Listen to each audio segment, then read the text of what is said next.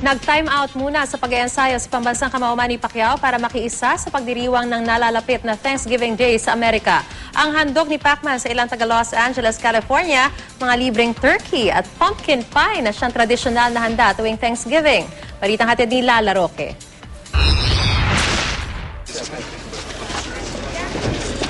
Time out muna sa training si Manny Pacquiao nitong linggo matapos magsimba kasama ang Team Pacquiao sa Westside Shepherd of the Hills Church.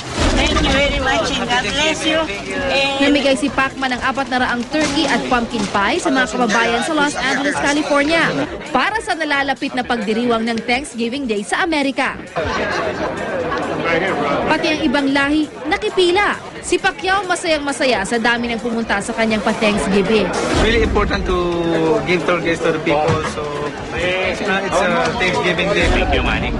Good luck. Ang mga supporters ng pambansang kamao, maaga pa lang pumila na sa labas ng simbahan. Ilan sa kanila nabigyan na dati ng turkey ni Pacquiao, 4 na taon na ang nakakalipas. At gaya ng dati, dasal nilang manalo si Pacquiao sa ika-4 niyang pagharap kay Juan Manuel Marquez sa Disyembre. I love Manny. You see my shirt? Really? We just came back again and we wish him luck in his next fight. And thanks to Manny. I hope you win this time.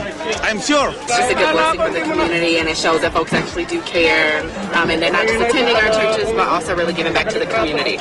Lala Roque, GMA News. Thank you.